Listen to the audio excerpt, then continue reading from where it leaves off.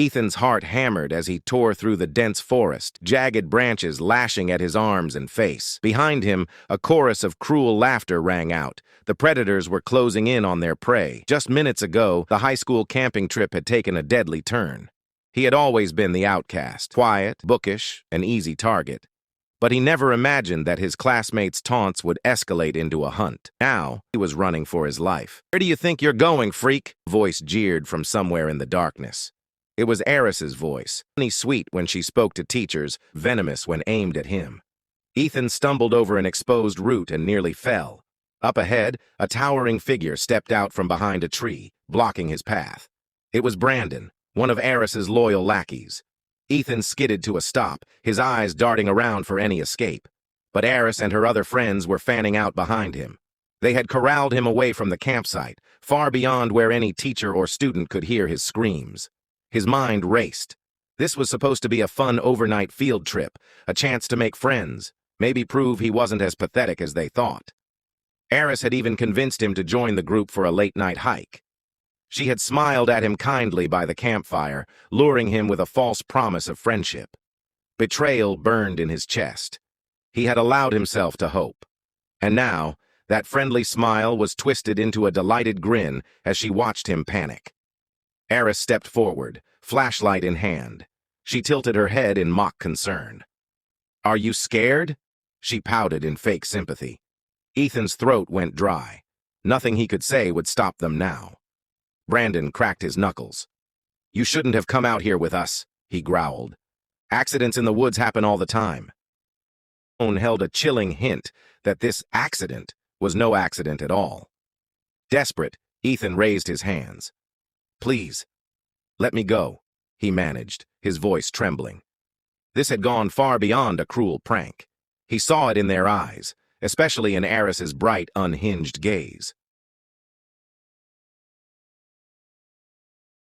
Aris's manicured nails glinted as she gestured idly with the flashlight. "You know, Ethan," she said lightly, "I really did enjoy our chat by the fire earlier. You're such a good listener." Laughter bubbled from the group at her sarcasm. Her smile vanished, replaced by a cold, pitiless stare. "But honestly, the world would be better off without losers like you. All you do is take up space." Ethan's eyes stung, both from sweat and the barb in her words. I never did anything to you." Aris shrugged. "You think you're special because you read books and cry in the bathroom? No one cares. The world only need winners," she hissed. Brandon seized that moment of hesitation, lunging toward Ethan with a sneer. He grabbed him by the front of his jacket, intending to shove him around in a show of force. Ethan yelped, caught off guard, kicking up loose rocks and dirt as Brandon's powerful grip hoisted him off his feet. Aris stepped forward with narrowed eyes. "Don't let him run," she said coldly. She gave Brandon a small shove from behind. It proved disastrous. Brandon, unbalanced by Aris's sudden nudge, took an extra step back. The earth crumbled beneath his heels, revealing the cliff drop none of them had noticed. With a startled cry, Brandon lost his footing, and his grip on Ethan's jacket slipped. "Wait!" Aris cried, voice pitching high with fear. She reached out to grab Ethan's sleeve but missed. Brandon stumbled, nearly toppling forward, and Ethan, eyes wide with horror, tipped over the edge. Air tore past him in a deafening rush as he plummeted. Each bounce and tumble battered him until, with a final sickening thud,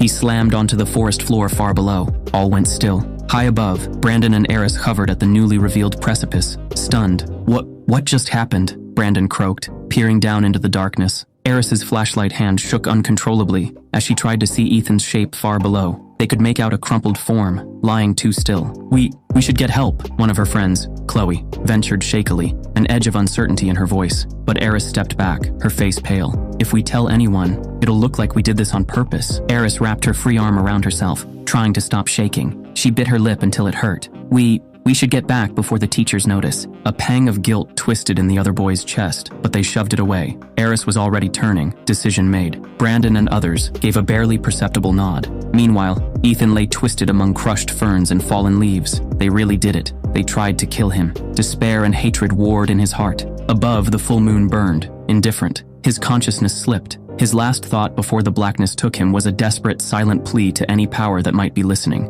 "If only I had the power to make them feel my pain." He was dying. The forest was eerily still. Then, somewhere in that silence, a new presence stirred. The crunch of leaves, slow and deliberate. Something was moving in the darkness beyond his fading sight. Two glowing amber eyes floated in the shadows between gnarled trunks. A primal fear surged through him. Was it a bear? A mountain lion? A massive shape emerged from behind the trees, moving on all fours with a fluid, predatory grace. Too big to be a wolf, too bestial to be a human. Earlier, around the campfire, Mr. Atkins had joked about Crescent Woods' legends. They say wolves here aren't just wolves, they're judges, punishing those who prey on the weak. The class laughed. Ethan hadn't. Now standing before him is the large wolf standing on two legs. A werewolf? It sounds like a fairy tale. Ethan's blood ran cold. This was how he would die, bullied to the brink of death by his classmates, only to be finished by a nightmare from a campfire tale. The beast crept closer. When it was mere feet away, it paused. It let out a soft, haunting howl. Then, with terrifying swiftness,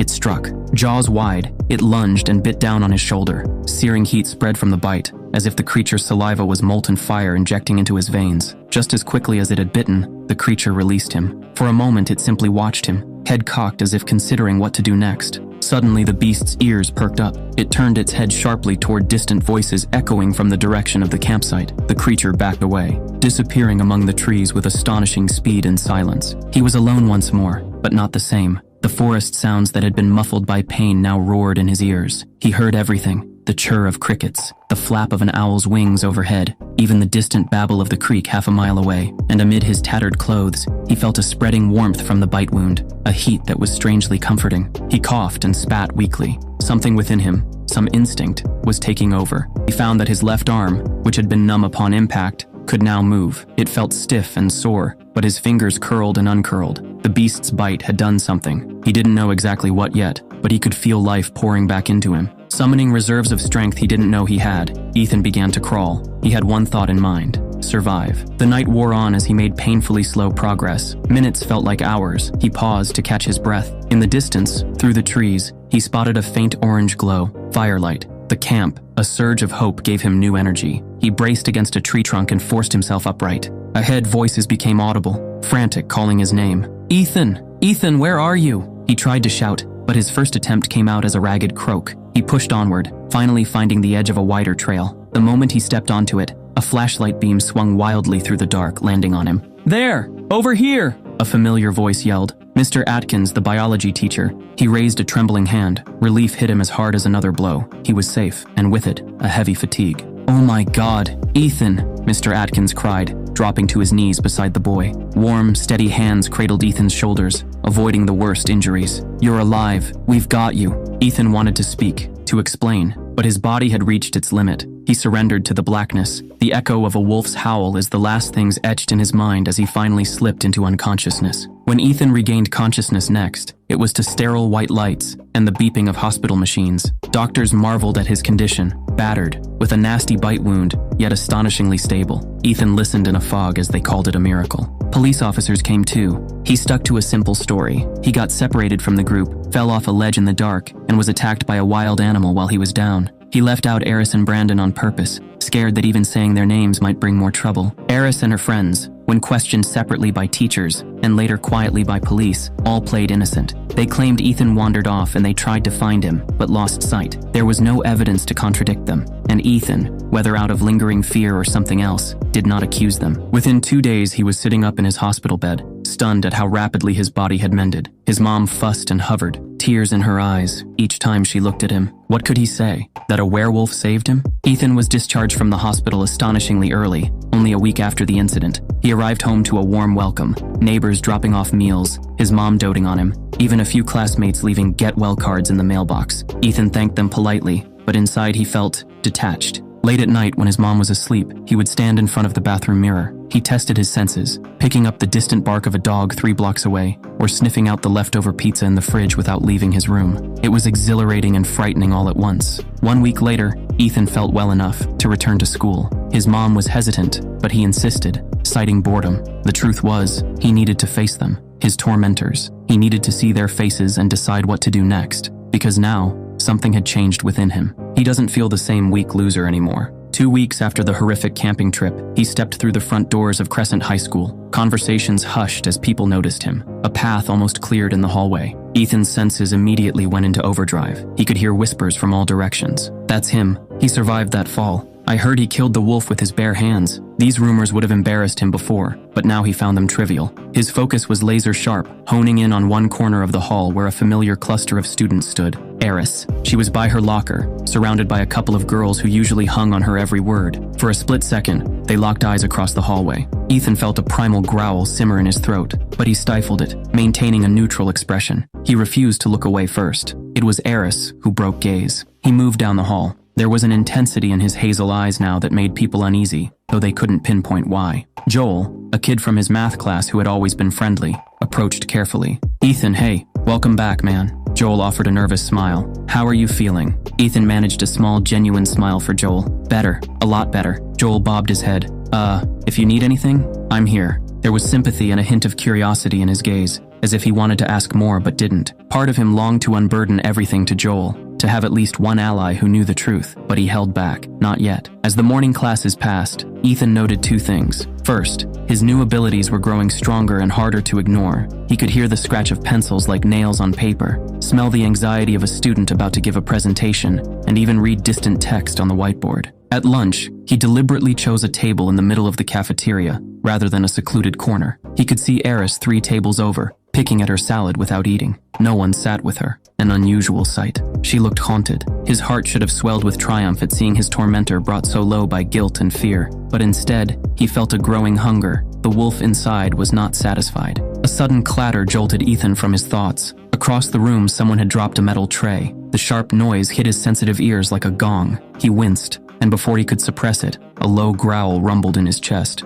It lasted only a second, but the group at his table fell silent, and Joel stared at him. You okay? Ethan cleared his throat, forcing a smile. Yeah, sorry. Still a bit jumpy with loud noises. He rubbed his ear as if it were just sensitivity from trauma, but a girl across from him frowned slightly. I could have sworn I heard like a dog or something just now. After school, he decided to test something. He felt cooped up after a day of restraint, so instead of heading straight home, he made his way to a rarely used equipment shed behind the school. There, hidden from prying eyes, he performed a simple experiment. He thought of Brandon's sneering face, of being dangled helplessly, and let the anger come. He felt a familiar itch and pressure under his fingernails. When he opened his eyes, a thrill ran through him. His nails had lengthened into pointed claws. Not as massive, but definitely not human. The claws were real, anchored, and sharp. With little effort, Ethan raked them across an old wooden crate. The wood screeched as 4 deep grooves carved through it. He took a deep breath, letting the anger subside. The claws retracted slowly, leaving only normal, if slightly ragged nails behind. His heart pounded from the possibilities this opened. Soon,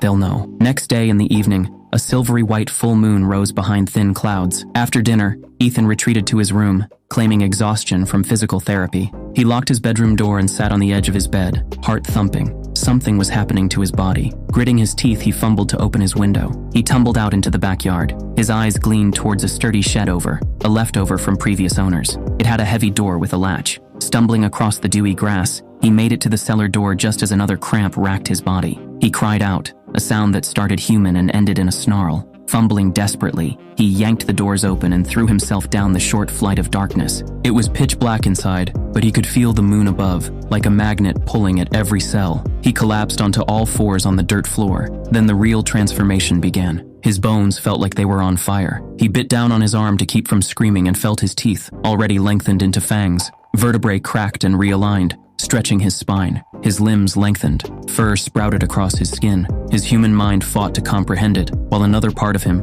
the wolf, exulted in being set free at last. The creature that was Ethan thrashed about, clawing gouges in the wooden beams. He needed to run, to hunt, to howl at the sky. The old doors burst open. The full moon's light flooded in, and the beast crawled out into the yard and loosed a powerful howl that echoed through the quiet suburban night. Dogs in neighboring houses went berserk, barking and whining. Inside the house, his mom, who had been watching late-night TV, startled. She muted the show. Was that a wolf? Alarmed and confused, his mom retreated and called out, Ethan? Ethan, are you out here? No response. She discovers her son's room empty and panicked. Within the hour, she called the police, but by then, Ethan was long gone into the night. At first, there was panic from the human part. I've lost control. I can't stop this. But gradually, he realized the wolf had no intention of harming innocents or running into the town. It was drawn to the true wild, away from people. Then the hunger hit. A deep, gnawing hunger that no human food could satisfy. It needed to run, to hunt, to howl. Silent as a shadow, the werewolf stalked through the forest until he found a deer.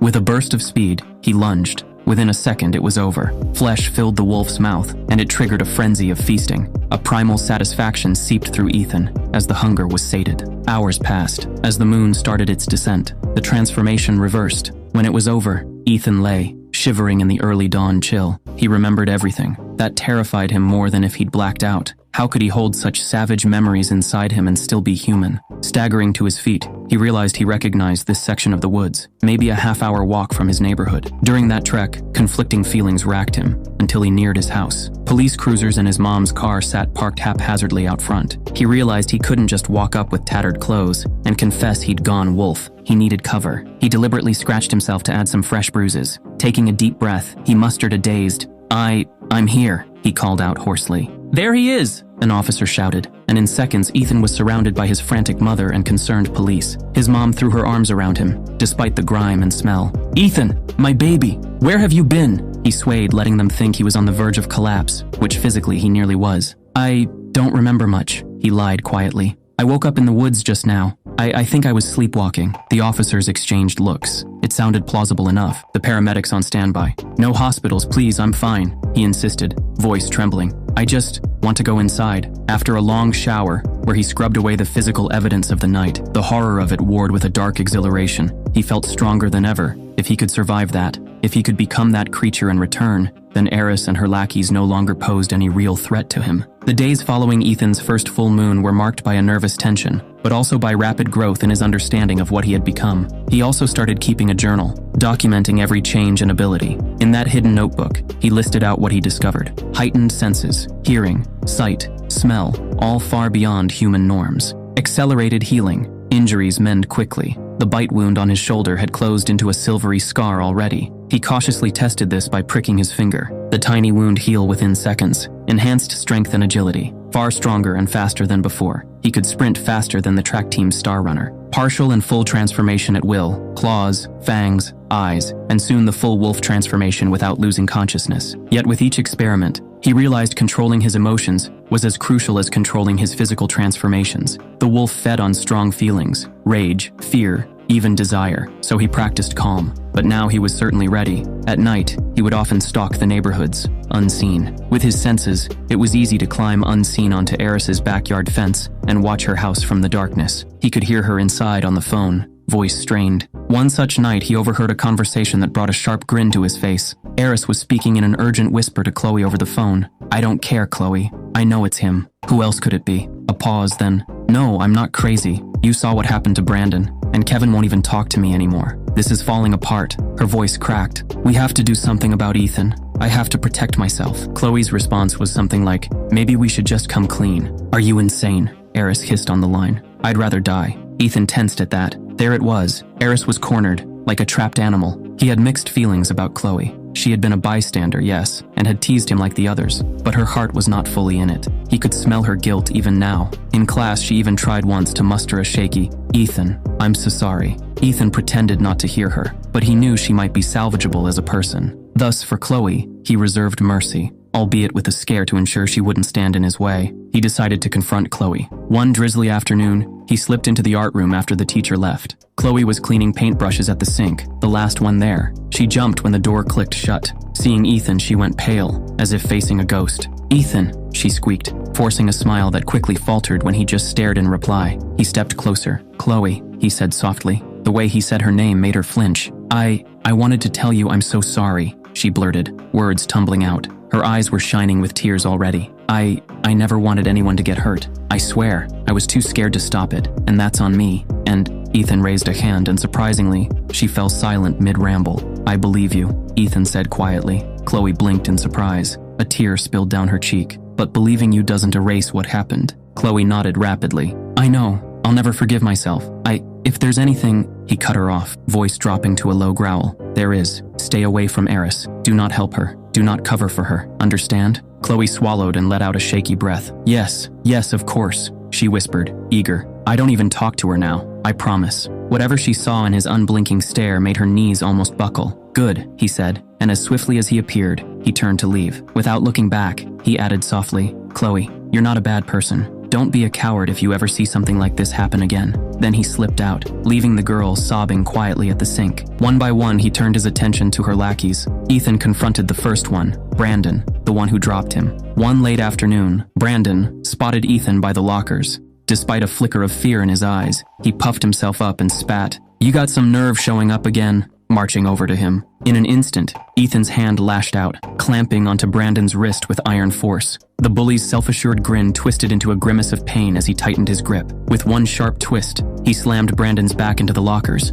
a resounding bang shaking the air. How is he this strong? Brandon thought. Leaning in close, Ethan spoke softly, almost politely. "Don't ever touch me again." Desperate, Brandon swung his free fist. He caught it with ease, pinning both of Brandon's wrists high above his head. The once fearsome jock stood utterly helpless, eyes wide as he gazed into him. Finally, he let go, and Brandon collapsed to the floor, gasping for breath. Ethan raised his fist, ready to finish Brandon in a single blow, but the sight of the big bully cowering and whimpering, eyes brimming with tears, triggered a memory of himself, of the countless times he had felt this way. An invisible switch flicked in his mind. With a quiet exhale, he lowered his hand and turned away. From the ground, Brandon watched him walk off. He couldn't stop trembling. In that moment, as tears blurred his vision, those inhumanly strong hands would haunt him forever, a reminder that he had glimpsed a monster. Next, he picked off the others in quick succession. Josh, the loud-mouthed linebacker who always boasted about his undefeated record in fights, came at him first, while Leon, quieter but with a mean streak, tried flanking him with a metal bat. Neither had expected his inhuman speed. Josh lunged at him with a roar, but Ethan sidestepped easily and tripped him, sending Josh sprawling face first into the dirt. Leon swung a metal bat he'd brought for backup, but he caught it mid-swing. The shock on Leon's face was absolute as he ripped the bat from his hands and tossed it like it was nothing. Josh scrambled up and charged again in blind rage. This time Ethan didn't budge. He met the charge head-on. With a single powerful shove, he sent Josh reeling backwards until crack. Josh's back hit a tree and he slumped down, groaning in pain. Leon tried to run. Fear had overtaken the bully's bravado, but he was faster, far faster. He blurred past Leon and blocked the path. Leon skidded to a halt, eyes wide. In desperation, Leon threw a wild punch. He caught the fist in midair. Leon yelped as he squeezed. It felt like his knuckles were crushing. Leon cried out, forced down to his knees. No more. He could feel his breath at his ear as Ethan growled, "If you ever mess with me again, that will be your last." Leon nodded frantically, face streaked with tears of pain and fear. He released him with a small shove. Both bullies were left bruised and terrified, their pride utterly crushed. One by one, the pillars of Aris's reign toppled. Her muscle, her court, her reputation. All that was left was the queen herself. Ethan prepared for the final confrontation. Aris quickly realized her gang of bullies was no help anymore. Brandon avoided her entirely, refusing to answer her calls. Other boys, once eager to do her bidding, now sat pale and silent in the cafeteria. When Aris cornered them, demanding, "What happened to you idiots?" their reactions only fueled her panic. Boy's eyes darted around as he muttered, "Ethan, he's not normal. He's like a monster," refusing to say anything more. Aris's heart pounded. In a matter of days, Ethan had turned her loyal henchmen into scared children. They had all thought he was gone. Now he was back, and somehow, he had become powerful. She felt control slipping through her fingers. For the first time in her life, Aris had no one to rely on. She thought about going to the principal, or even the police, but fear and pride held her back. What would she say? That the boy she bullied was scaring her? That she and her friends had tried to kill him, and now he wanted revenge? Aris realized there was only one terrible solution left. She had to eliminate Ethan, permanently, before he did the same to her. If her lackeys couldn't protect her, she would protect herself. Late one night, in her bedroom, she yanked open her closet and pulled out a small metal box hidden beneath old shoes. Inside lay the cold steel of her father's handgun. "I won't let him ruin me," Aris whispered to herself, trying to steady her breathing. "It ends here," she thought. When the next day arrived, Aris was running on nervous adrenaline. She slipped a note into Ethan's locker between classes. "Meet me at the old field shed after sunset. We need to end this. Aris." Ethan read it, expressionless, then slowly raised his eyes across the hall to meet hers. Aris quickly looked away, feeling exposed. For him, this was a perfect moment. A dark smile rose to his face. Dusk settled over the abandoned sports field. Aris stood by the rickety wooden shed at the edge of the field. She nearly jumped out of her skin when Ethan's figure emerged from the twilight. She had expected him to look angry or vengeful, but his face was calm, unreadable. That frightened her even more. Finally, he broke the silence. "You wanted to talk. I'm here." He took one step closer. Involuntarily, Aris stepped back, bumping against the shed. "Yes, talk," she echoed. Her hands trembled, but she tightened her grip, finger on the trigger. "This ends now." Aris squeezed the trigger. The gunshot shattered the quiet evening. She watched as the bullet hit Ethan square in the shoulder. She hit him. For an instant, hope and triumph flared in her chest. But then her triumph turned to horror. He didn't fall. Instead, he straightened up. He lifted a hand and removed the bullet from the spot it hit, eyes never leaving Aris. "No," Aris breathed, disbelief flooding her. How is that possible? Panicking, Aris fired again. The second bullet whizzed past Ethan's side as he moved with startling speed. One moment he was 10 paces away. The next he was 5, closing the distance with a frightening calm. Aris's eyes went wide. "What? What are you?" she choked out, voice barely a whisper of dread. Ethan leaned in, and for the first time Aris saw anger flaring in his eyes. He didn't answer her question. Instead, he simply said, "You shouldn't have done that." Hot rage flooded his veins, mixing with the pain of the gunshot. If Aris wanted to see what he truly was, then he would show her. He stepped back, his body starting to contort. At first, she thought he was writhing in pain from the injury. Then came the sound, a wet, sickening crack of bones shifting. Aris's confusion turned to raw fear as she watched Ethan begin to change. His fingers curled and lengthened, nails sharpening into curved claws. Aris stood paralyzed, her mind refusing to believe what she saw. Ethan, no, the creature that had been him, grew taller and broader until he was nearly twice his old size. The handgun, her last hope, was empty. With the transformation complete, he let out a thunderous howl that pierced the night. The sound was primal, full of pain, triumph, and vengeance all at once. Adrenaline took over Aris, and at last her legs obeyed. She turned and bolted into the field. He could hear her panicked breaths, her rapid heartbeat thudding like a drum. In his wolf form, the night was bright as day to his eyes. Aris glanced over her shoulder as she ran, and her heart nearly stopped. Ethan was gaining on her, impossibly fast. He was toying with her. She could tell he wasn't even running full out, just easily closing the gap with those powerful limbs. Her foot caught on a hummock in the uneven grass, and she crashed to the ground with a cry. Scrambling, she tried to get up, but before she could, a heavy weight slammed into the ground in front of her. He had leapt and landed directly in her path. Aris's mind was in complete shambles. This can't be happening. Her mind shrieked, but the evidence towered over her, snarling. On all fours again, the werewolf began circling her, each movement fluid and deadly graceful. Before she could twist around, a powerful furry arm hooked around her waist from behind and hoisted her off the ground. Aris shrieked, kicking her legs uselessly. In one swift motion, Ethan threw her. She flew through the air like a rag doll and tumbled onto the grass a few yards away, dazed and sobbing. He had flung her away with such casual ease, not to kill, but to prove how utterly outmatched she was. Pain jolted through her side where she hit the ground, and Aris coughed. Tears streamed down her face. "Please," she sobbed, voice cracking. "Please, Ethan. I'm sorry." This monster could tear her apart in seconds if it wanted. And worst of all, she deserved it. She knew that now. Every horrible thing she had done was flashing before her eyes. This was the fear she had inflicted on others, on him. Now she was drowning in it herself, and it was unbearable. Aris began to babble desperately. "That night at the quarry, it was my idea," she wailed. "I told them to scare you, but you accidentally fell." His growl deepened at those words, and Aris flinched. "I'm sorry," she shrieked. "I'm sorry, Ethan. I was wrong. I was horrible. Please, please don't kill me." For a long, tense moment, Ethan did not move. He stared down at Aris, the amber fire in his eyes gradually dimming. Her pitiful state, her complete surrender, finally sated the burning rage inside him. She would never hurt anyone again. He was certain of that now. Slowly, the massive werewolf stepped back. Ethan's form began to shift once more. Now in his human form, he knelt down on one knee, bringing himself level with the quivering girl. His face was calm, but utterly devoid of sympathy.